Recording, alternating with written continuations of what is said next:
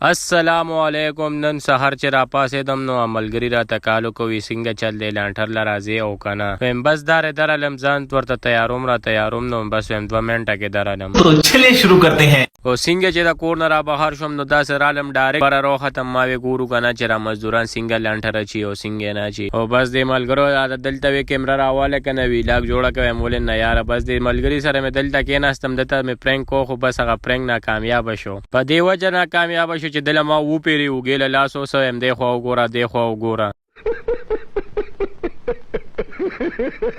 یاره هر یو کار ډیر ګران کار دی خو چې ما دلته دی ته وکتل نو ډیر زیات ګران او ډیره زیاته ګرمي مو ځکه چې د سورن ورته ودرېدل د هر سړي کار نه دی ما چې دی ته وکتل نو ما وی او خو یار دا ډیر زیات ګران کار دی الله پاک ته هر سړي له خپل کار او روزګار ورکی وړو کې دی خو چې خپل کار یې پردې مزدوري کول ډیر زیات ګران کار دی بس دلته کې د ملګرو راته وی یاره مونږ هم کله نه کله په ویلاګ کې راوله کنه هم سید راځي ولې نه چې تاسو پکې نه راولو نور به څوک راولو تاسو زمونږ د سر تاجونه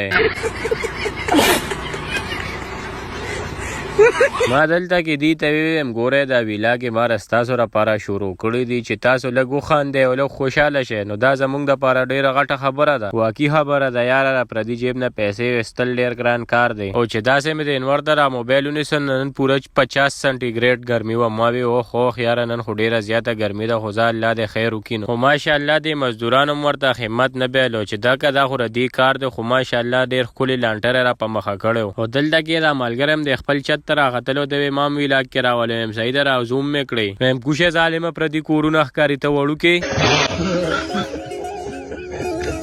دوی زم تماشې لرو ختم کنه رستاسو تماشا کوم هم ز سید تماشا کوم خو خبره ده مشرانم اسی نه دی ویلې وی چې کوم دي شنو واړه بدن بیا د وخت درې روټه خوري زکه به د وخت درې روټه خوري چې دلته د لانټر ته مونږ کتن نو لانټر ډیر زیات و د ټیکادار ولا کرش لګ وروړو غوټه ټس ټوس په کرش په ختم شو ډمپان کې به کرش وروړو نه چې هغه به مزدورانو دوه گاډي ورواچول دغه خلیته نو بس هغه بیا ختم د لانټر نه چې ښکتره کوشونو ما راشه لاندې نه به یو سو ویډیو غانو کو هو چې لاندې رالو نو لاندې بل مسله و د اوبو مسله و جنریټر خراب شو دا خو چې موږ سره راوله خوا کې بيدا ورته مې ویل کې یو سو بالټي ته زر ورکا چې دیره تیار پینټو باسي بیا هم د نیر ته ورکوشه وی ګوره نو دلته کې چې دې نه ولې ته ورکوشنو دا پیپ د خلې ته جاله راغله د ته ما وی راوخه جراوخه موږ ته خپل قسمت معلوم دی मेरी तो किस्मत खराब है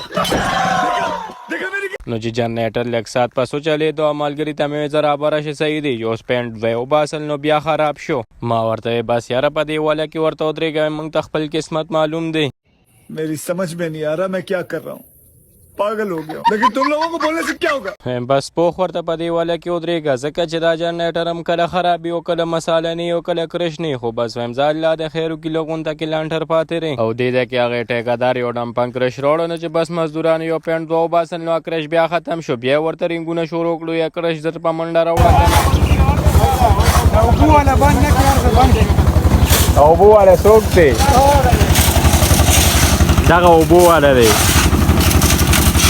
نو دلته کې د لانټر اختتام شو لانټر په خیر خیریت سره وشو نن ډیره زیاته ګرمي او خو زه شکر د مزدورانو ورته خپل همت نو بیللې دلته دی دا ټول شما اراده چې وړون ته کې ویډیو کو